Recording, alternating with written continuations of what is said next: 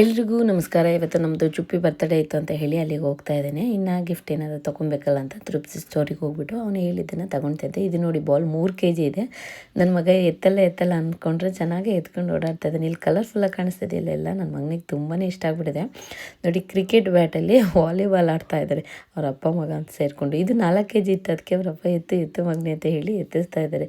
ಎತ್ತಾ ಇದ್ದ ಅಷ್ಟರೊಳಗೆ ಇನ್ನೊಂದೇನೋ ಕಣ್ಣಿಗೆ ಬಿತ್ತು ಅನಿಸುತ್ತೆ. ಹಾಗಾಗಿ ಅದು ಅಲ್ಲಿಗೆ ಕೈ ಬಿಟ್ಬಿಟ್ಟು ಹೋದ. ಹಾಗೆ ನಮ್ಮ ಚುಪ್ಪಿಗೆ ಗಿಫ್ಟ್ ತಗೊಂಡು ಅಲ್ಲಿಂದ ಮನೆಗೆ ಬಂದು ಬರ್ತಿದ್ದಾಗೇನೆ ಎಲ್ಲ ರೆಡಿ ಮಾಡಿಟ್ಟಿದ್ರು. ನಮಗೆ ವೇಟ್ ಮಾಡ್ತಾ ಇದ್ರಲ್ಲ, ಸೊ ಹೋಗಿದ ತಕ್ಷಣ ಕೇಕ್ ಎಲ್ಲ ಕಟ್ ಮಾಡ್ದು. ನಾವು ಹಾಸನ್ ಬಂದು 2 days ಆಗಿತ್ತು. ಸೊ ಹಾಗಾಗಿ ನಾವು ಮಾತ್ರ ಬಂದಿದ್ದೀವಿ. ಮಗಳು ಸ್ಕೂಲ್ ಇತ್ತಲ್ಲ ಅಂತ ಹೇಳಿ ಅವಳು ಊರಲ್ಲೇ ಇದ್ದಾಳೆ. ಅವಳು ಪಾಪ ಬರ್ತ್ಡೇಗೆ ಬಂದಿರಲಿಲ್ಲ. ಈ ವಿಡಿಯೋ ನೋಡಿ ಪಾಪ ಬೇಜಾರಾಗುತ್ತೆ.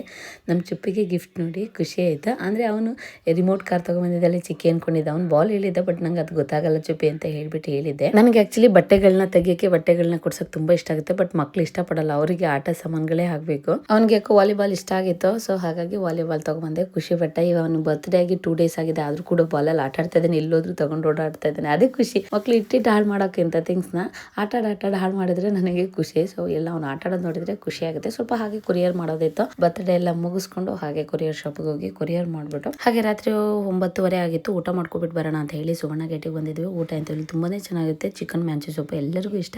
ಸೊ ಅದನ್ನು ತೊಗೊಂಡು ಎಲ್ಲ ಊಟ ಮಾಡಿಕೊಂಡು ಅಲ್ಲಿಂದ ಹೊರಟು ಓಕೆ. ಸದ್ಯಕ್ಕೆ ಇವತ್ತಿಗೆ ಈ ವಿಡಿಯೋನಲ್ಲಿ ಮುಗಿಸ್ತಿದ್ದೀನಿ. ನಾಳೆ ಮತ್ತೆ ಇನ್ನೊಂದು ವಿಡಿಯೋದಲ್ಲಿ ಸಿಗ್ತೀನಿ. ಅಲ್ಲಿವರೆಗೂ ಎಲ್ರಿಗೂ ಧನ್ಯವಾದಗಳು.